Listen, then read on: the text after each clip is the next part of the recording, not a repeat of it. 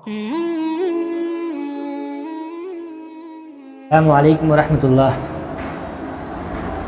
الحمد للہ وکفی وسلام علی عبادہ الذین اصطفی، اما بعد، اعوذ باللہ من الشیطان الرجیم، بسم اللہ الرحمن الرحیم۔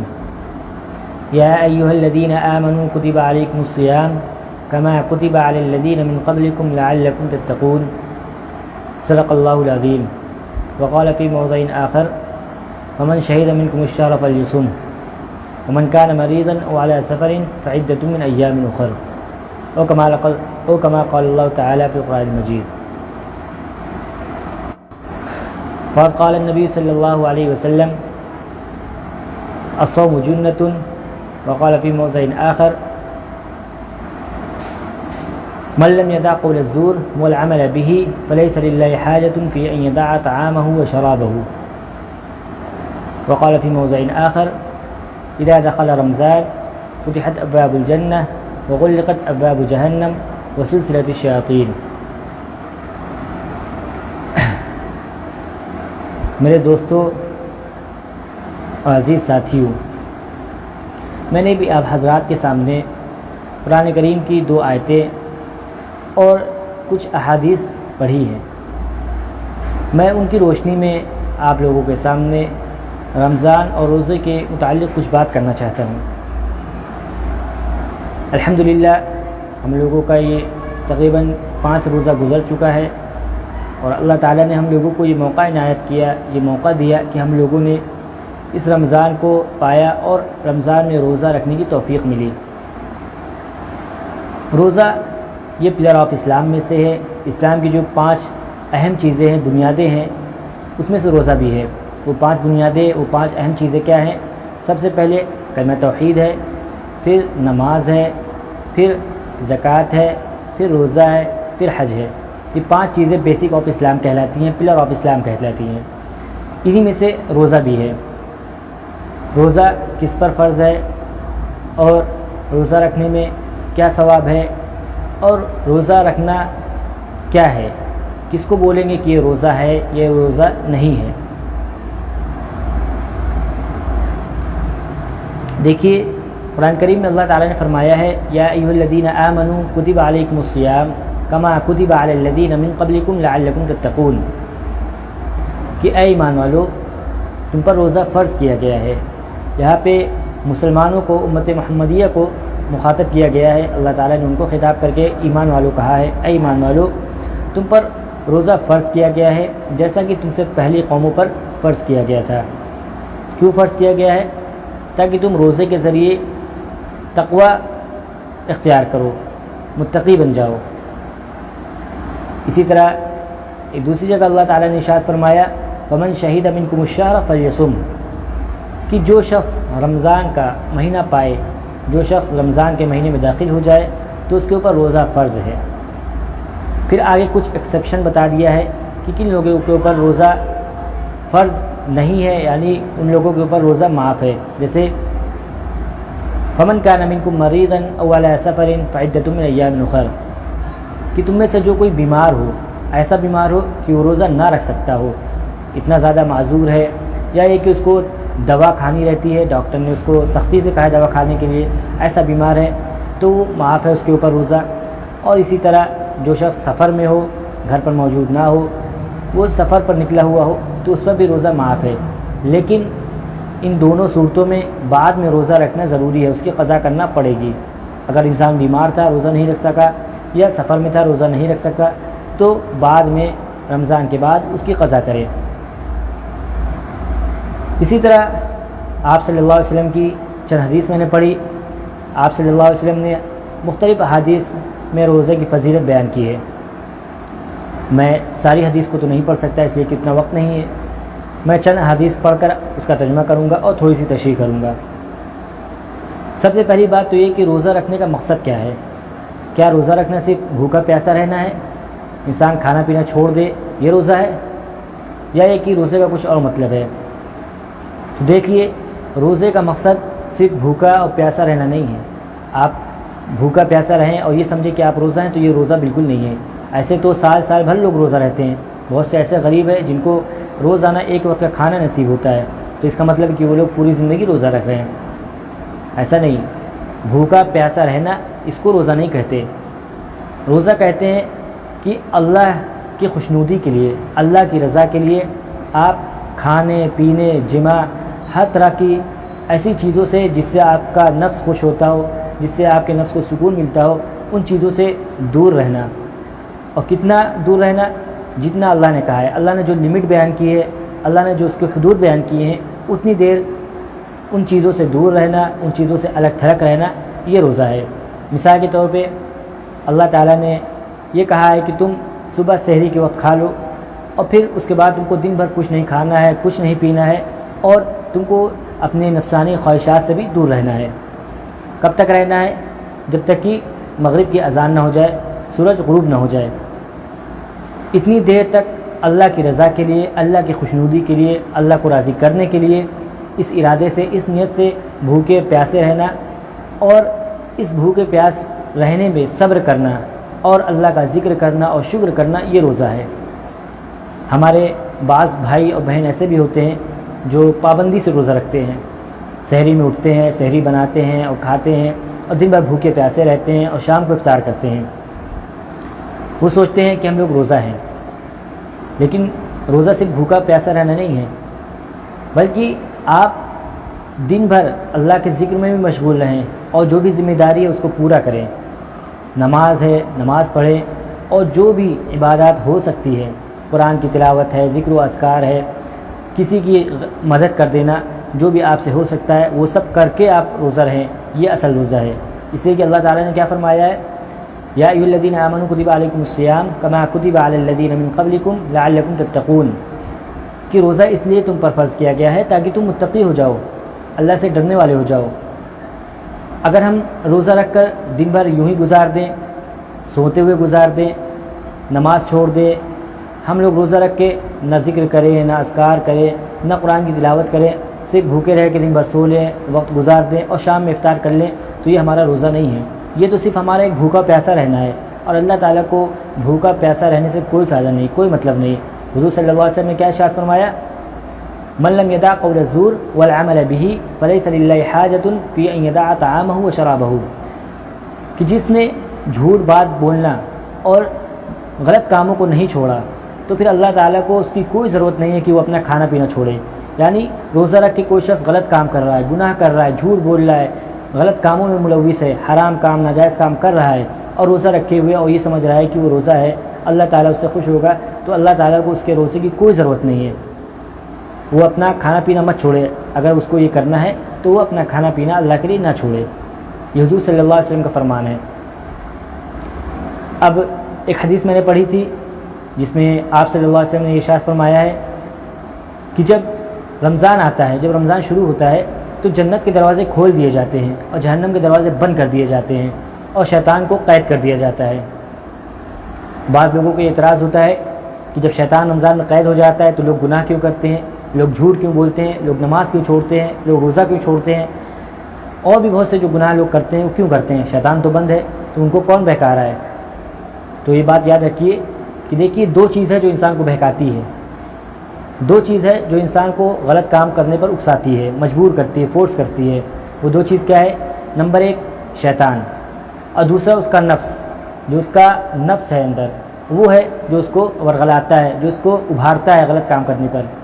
تو رمضان کے دن، رمضان کے شروع ہونے سے شیطان کو قید کیا جاتا ہے، انسان کا نفس قید نہیں ہوتا ہے، وہ آزاد رہتا ہے۔ اس لیے جو انسان اپنے نفس پہ کنٹرول کر لیتا ہے، اپنے نفس پہ قابو پا لیتا ہے، تو وہ برے کاموں سے، گناہوں سے بچ جاتا ہے۔ اور جو شخص اپنے نفس پہ کنٹرول نہیں کر پاتا، اپنے نفس پر قابو نہیں کر پاتا، تو پھر وہ گناہ میں ملوث رہتا ہے، چاہے رمضان ہو یا رمضان نہ ہو۔ اسی لیے آپ لوگ دیکھتے ہوں گے کہ بعض لوگ رمضان اور غیر رمضان پورے سال گناہ میں ملوث رہتے ہیں، جھوٹ بولتے ہیں، غیبت کرتے ہیں، چوری کرتے ہیں، اور نہ جانے کون کون سے گناہ کرتے ہیں۔ رمضان میں بھی ان کے اوپر کوئی فرق نہیں پڑتا، وہ رمضان میں بھی اپنے رویے پر برقرار رہتے ہیں۔ وہیں دوسری طرف کچھ لوگ ایسے ہوتے ہیں جو رمضان سے پہلے تو بہت گناہ کرتے ہیں، جھوٹ بولتے ہیں، چغلی کرتے ہیں، اور بھی جو کام کرتے ہیں برے، لیکن رمضان داخل ہوتے ہی وہ بالکل چینج ہو جاتے ہیں، بدل جاتے ہیں، 5 وقت کی نماز پڑھتے ہیں، پابندی سے روزے رکھتے ہیں، اور تلاوت کرتے ہیں، ذکر و اذکار کرتے ہیں، مسجدوں میں آپ کو پہلی صف میں ملیں گے، تو وہ کیوں ہیں؟ اس لیے کہ شیطان قید ہے، ان کا نفس جو تھا وہ ان کے اوپر حاوی نہیں ہو پایا، انہوں نے اپنے نفس پر کنٹرول کر لیا، قابو کر لیا، تو وہ لوگ قابو پا گئے اور ان لوگوں نے اپنے آپ کو گناہوں سے محفوظ کر لیا، گناہوں سے بچا لیا۔ اور وہیں دوسری طرف وہ لوگ جو اپنے آپ کو کنٹرول نہیں کر پاتے، اپنے نفس کو کنٹرول نہیں کر پاتے، تو پھر وہ رمضان میں بھی گناہ کرتے ہیں، جھوٹ بولتے ہیں، نمازیں چھوڑ دیتے ہیں۔ سب سے بڑی بات تو یہ ہے کہ لوگ روزے نہیں رکھتے رمضان میں، یہ کیوں؟ اس لیے کہ ان کا نفس آزاد ہے، شیطان تو قید ہے لیکن نفس آزاد ہے، جس کی وجہ سے وہ گناہ میں ملوث ہو رہے ہیں۔ اس لیے اگر آپ روزہ رکھ رہے ہیں تو آپ اپنے نفس پر قابو پانے کی کوشش کیجئے، اپنے نفس کو کنٹرول کرنے کی کوشش کیجئے، تب آپ کا روزہ حقیقی روزہ ہوگا، ورنہ روزہ یہ صرف بھوکا اور پیاسا رہنا ہوگا، جو کہ اللہ کو کوئی ضرورت نہیں ہے، اللہ کو اس کی کوئی ضرورت نہیں۔ یہ تو ہو گئے روزے کا اصلی معنی کیا ہے، کہ روزہ صرف بھوکا اور پیاسا رہنا نہیں ہے، بلکہ روزہ ہے کہ آپ اللہ کے لیے، اللہ کی خوشنودی کے لیے اپنے آپ کو ان تمام چیزوں سے دور رکھے جو آپ کے نفس کو پسند ہو، جیسے کھانا پینا اور اسی طرح شہوت، ان سب چیزوں سے اپنے آپ کو دور رکھے، یہ ہے روزہ۔ اب روزہ رکھنے پر اگر آپ نے صحیح طریقے سے روزہ رکھا، جیسا کہ روزہ رکھنے کا حکم ہے، آپ نے روزے میں نماز کی پابندی کی، تلاوت کی پابندی کی، ذکر و اذکار کیا، اور جو بھی عبادات ہو سکتی تھی آپ نے کیا، تو جب آپ نے اس طرح کا روزہ رکھا تو پھر آپ کو انعام کیا ملے گا؟ آپ کو اللہ تعالیٰ کیا ریوارڈ دیں گے، کیا گفٹ دیں گے؟ دیکھیے، روزہ اس کا دنیاوی فائدہ بھی بہت ہے اور آخرت کا بھی فائدہ بہت ہے۔ آخرت کا فائدہ تو یہی ہے کہ آخرت میں ہم لوگوں کو کامیابی ملے گی۔ سب سے بڑی کامیابی کیا ہے؟ آخرت کی کامیابی، جنت میں جانا، دوزخ سے بچ جانا، یہ سب سے بڑی کامیابی ہے۔ اور انشاءاللہ جو شخص روزہ رکھے گا اور اس کا جو طریقہ ہے اس طریقے سے رکھے گا تو اس کو یہ کامیابی ملے گی کہ وہ آخرت میں کامیاب ہوگا اور جنت میں جائے گا۔ یہ تو ہو گئی آخرت کی کامیابی۔ دنیا کا کیا فائدہ ہے بھوکے اور پیاسے رہنے سے؟ تو اس کے بہت سے فائدے ہیں روزہ رکھنے کے، اور سائنس نے بھی آج یہ پروف کیا ہے کہ روزہ انسان کی صحت کے لیے، انسان کی باڈی کے لیے بہت ضروری ہے۔ ابھی میں ایک آرٹیکل پڑھ رہا تھا، ایک ریسرچ پڑھ رہا تھا، اس میں نے دیکھا کہ روزہ رکھنے سے تقریباً 8 طرح کے فائدے انسان کو ہوتے ہیں۔ میں انشاءاللہ وہ ریسرچ آپ لوگوں کے ساتھ شیئر کروں گا۔ وہ ریسرچ میں یہ بتایا گیا کہ 8 طرح کے فائدے انسان کو ہوتے ہیں، جسمانی فائدے، جس میں سے انسان کے دماغ کا بھی فائدہ ہوتا ہے، دل کا بھی فائدہ ہوتا ہے، شوگر کے مریضوں کو شوگر کا فائدہ ہوتا ہے، بلڈ پریشر میں بھی فائدہ ہوتا ہے۔ اسی طرح جو ایک ایسی بیماری ہے جس کو لاعلاج کہا جاتا ہے، کینسر کا بھی فائدہ ہے، کینسر سے بچاؤ ہوتا ہے، اس لیے کہ سال بھر انسان کھاتا ہے پیتا ہے تو نہ جانے کس کس طرح کی غذائیں کھاتا ہے، جس سے اس کی باڈی کے اندر اینٹی باڈی جراثیم پیدا ہوتے ہیں۔ پھر جب وہ سال بھر میں 1 مہینہ روزہ رکھتا ہے تو بھوکے اور پیاسے رہنے سے جو اس کے جسم کے اندر، اس کے باڈی کے اندر اینٹی جراثیم پیدا ہو جاتے ہیں، بیکٹیریا پیدا ہو جاتے ہیں جو بیماری کا سبب بنتے ہیں۔ روزہ رکھنے سے، بھوکے اور پیاسے رہنے سے وہ جراثیم مر جاتے ہیں۔ انسان کا جسم جو ہوتا ہے، انسان کی باڈی کے اندر کے جو سیلز ہوتے ہیں وہ ان بیکٹیریاؤں کو اور ان جو سیلز جو پیدا ہوئے رہتے ہیں وہ ان بیکٹیریاؤں کو کھا جاتے ہیں۔ اس طریقے سے انسان بہت سی بیماریوں سے بھی محفوظ رہتا ہے۔ تو یہ تو سائنس نے پروف کیا ہے آج، اور اسی لیے بہت سے ریسرچر جو اسلام کے بارے میں ریسرچ کرتے ہیں، کوئی نماز پہ ریسرچ کرتا ہے، کوئی روزے پہ کرتا ہے، کوئی دوسری چیزوں پہ کرتا ہے، اور جو لوگ فیئرلی یہ سب پہ ریسرچ کرتے ہیں، تحقیق کرتے ہیں، جب وہ لوگ رزلٹ دیکھتے ہیں، نتیجہ دیکھتے ہیں، تو بالآخر وہ لوگ اسلام قبول کر لیتے ہیں۔ تو اسی طرح روزے کے بھی بہت سے ریسرچ ہوئے ہیں۔ آج میں نے جو ایک آرٹیکل پڑھا اس میں نے دیکھا کہ اس میں دیا تھا 8 طرح کی بیماریوں سے روزہ بچاتا ہے، انسان کے باڈی کو ہیلتھ پرووائڈ کرتا ہے، صحت پرووائڈ کرتا ہے۔ اس لیے بہت سے نان مسلم، بہت سے انگریز روزہ رکھتے ہیں۔ کیوں؟ اس لیے کہ انہوں نے فائدہ دیکھا ہے روزے میں ان کو بینیفٹ نظر آیا، فائدے نظر آئے، اس لیے وہ لوگ سال بھر میں روزہ ضرور رکھتے ہیں، 1 مہینہ یا کچھ دن۔ کیوں؟ اس لیے کہ انہوں نے فائدہ دیکھ لیا ہے۔ تو ہم کو بھی چاہیے کہ ہم لوگ بھی اپنی دنیا و آخرت سنوارنے کے لیے روزہ رکھیں اور رمضان کا اہتمام کریں۔ یہ تو میں نے بھی آپ کو بتایا کہ صرف جو دنیاوی فائدہ ہے کہ آپ کو جسمانی بیماریوں سے روزہ آپ کی حفاظت کرے گا، بہت سی چیزوں سے آپ کو بچائے گا۔ آخرت کا فائدہ بھی میں نے بتایا۔ اسی طرح آپ صلی اللہ علیہ وسلم نے ارشاد فرمایا ہے، الصوم جنۃ، روزہ ڈھال ہے۔ آپ صلی اللہ علیہ وسلم نے روزے کی مثال ڈھال سے دی ہے کہ جس طرح جنگ میں ایک فوجی لڑتے وقت جب سامنے سے کوئی حملہ آور ہوتا ہے، کوئی اٹیک کرتا ہے، تو وہ ڈھال سے اپنی حفاظت کرتا ہے، اپنے آپ کو ڈھال سے بچاتا ہے، سامنے والے کا اٹیک ڈھال سے روکتا ہے، اس طرح وہ محفوظ رہتا ہے۔ تو روزہ بھی کیا ہوگا، آخرت میں آپ کے سامنے ڈھال بن جائے گا۔ جب آپ کو جہنم آپ کی طرف چیخیں مارے گی، آپ کو کھینچے گی، تو روزہ ڈھال بن جائے گا اور آپ کو بچائے گا۔ اسی طرح آپ صلی اللہ علیہ وسلم نے فرمایا کہ اللہ تعالیٰ فرماتا ہے الصوم لی وانا اجزی بہ، کہ روزہ میرے لیے ہے اور میں ہی اس کا بدلہ ہوں یا میں ہی اس کا بدلہ دوں گا۔ اس میں مفسرین نے اور محدثین نے اس کی دو تشریح کی ہے کہ میں ہی اس کا بدلہ ہوں یا میں ہی اس کا بدلہ دوں گا۔ دیکھیے اسلام میں بہت سی عبادات ہیں، نماز ہے، روزہ ہے، زکوٰۃ ہے، حج ہے، تو یہ سب جو عبادات ہیں روزے کے علاوہ وہ ایسی ہیں اس میں دکھاوا پیدا ہو سکتا ہے۔ نماز ہے، انسان پڑھ رہا ہے، کوئی پیچھے سے دیکھ رہا ہے تو اس کے دل میں یہ بات آ سکتی ہے کہ وہ مجھے دیکھ رہا ہے نماز پڑھتے ہوئے۔ اسی طرح کوئی زکوٰۃ دے رہا ہے تو اس کے دل میں یہ بات آ سکتی ہے کہ مجھے بہت نیک سمجھ رہا ہے، یا حج کرنے والا بھی یہ سمجھ سکتا ہے کہ مجھے لوگ حاجی سمجھ رہے ہیں، حاجی کہیں گے، تو اس کے اندر ایک طرح سے دکھاوا پیدا ہو سکتا ہے یہ جو عبادات ہیں۔ لیکن روزہ ایک ایسی عبادت ہے جس میں دکھاوا پیدا ہی نہیں ہو سکتا۔ انسان بھوکا رہتا ہے، پیاسا رہتا ہے اور 5 وقت وضو کرتا ہے، منہ میں پانی لیتا ہے، لیکن اگر وہ چاہے تو پانی کا ایک گھونٹ اندر لے سکتا ہے، اپنی پیاس بجھا سکتا ہے، لیکن وہ کیوں نہیں لیتا ہے؟ اس لیے کہ وہ سوچتا ہے کہ اللہ دیکھ رہا ہے۔ اس کو لوگوں کی فکر نہیں ہوتی، اس کو اللہ کی فکر ہوتی ہے کہ اللہ دیکھ رہا ہے، اگر میں پانی پیوں گا تو لوگ چاہے دیکھیں یا نہ دیکھیں، لیکن اللہ دیکھ رہا ہے، میرا روزہ ٹوٹ جائے گا۔ تو وہ خالص اللہ کے لیے روزہ رہتا ہے، اس میں دکھاوا بالکل بھی نہیں ہوتا۔ تو اتنی اہم عبادت ہے کہ جس میں ریاکاری کا کوئی شبہ ہی نہیں ہے، جس میں دکھاوے کا کوئی شبہ ہی نہیں ہے، یہ عبادت ہے روزہ۔ تو جب اتنی اہم عبادت ہے تو اس کا صلہ، اس کا ریوارڈ بھی اللہ تعالیٰ اتنا ہی بڑا دے گا۔ اس کا ریوارڈ کیا ہے کہ اللہ تعالیٰ کہتا ہے میں اس کا بدلہ خود ہوں، یعنی روزہ رکھنے والا بدلے میں مجھے پائے گا، اور جس نے اللہ کو پا لیا اس کی دنیا و آخرت دونوں کامیاب۔ یا یہ کہ اس کا بدلہ میں دوں گا، یعنی اللہ تعالیٰ بذات خود اس شخص کو بدلہ دے گا، اس کو گفٹ دے گا۔ نماز پڑھنے والے کو ہو سکتا ہے اللہ تعالیٰ کسی فرشتے کو آرڈر کر دے کہ تم اس کو انعام دے دو، یا جو بھی ہو اللہ تعالیٰ کو وہاں پہ نظام ہو، جو سسٹم ہو۔ روزے کے بارے میں اللہ تعالیٰ نے فرمایا کہ اس کا بدلہ میں خود دوں گا۔ تو سوچئے روزہ کتنی اہم عبادت ہے۔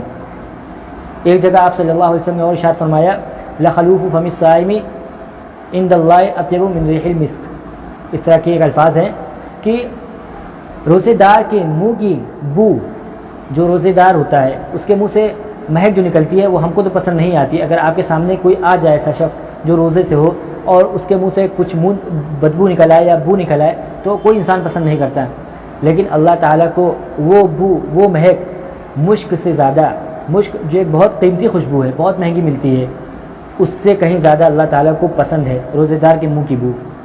تو سوچئے روزہ کتنی اہم عبادت ہے کہ اللہ تعالیٰ کو روزے دار کے منہ کی مہک ہی پسند ہے، کس سے؟ مشک سے بھی زیادہ۔ اس لیے روزے کا اہتمام کیجیے، اور روزے کے دوران صرف بھوکے پیاسا نہ رہیے، بلکہ روزے کا جو تقاضا ہے، جو مقصد ہے، اس مقصد کو پورا کرنے کی کوشش کیجیے۔ آپ اپنا ایک شیڈول بنائیے کہ ہمیں صبح سے شام تک کیسے اپنے دن گزارنا ہے، کیسے نماز پڑھنی ہے، کون کون سی نماز پڑھنی ہے۔ فجر کے بعد آپ کچھ پارہ تلاوت کر لیجئے، پھر آپ کو اگر نیند آ رہی سو جائیے، اور پھر اٹھیے، پھر آپ کچھ تلاوت کیجئے۔ کچھ نہیں کر سکتے تو ذکر و اذکار کرتے رہیے، استغفر اللہ پڑھتے رہیے، اور کلمہ پڑھتے رہیے، لا الہ الا اللہ محمد رسول اللہ، جو بھی ہو سکے کثرت سے پڑھتے رہیے۔ اس طرح اپنا دن گزاریے تاکہ اللہ تعالیٰ ہمارے روزے کو قبول فرمائے اور اس کے بنسبت ہم کو اچھا انعام عطا فرمائے۔ اللہ تعالیٰ ہم سب کو کہنے سننے سے زیادہ عمل کرنے کی توفیق عطا فرمائے۔ وما علینا الا البلاغ المبین۔ السلام علیکم ورحمۃ اللہ۔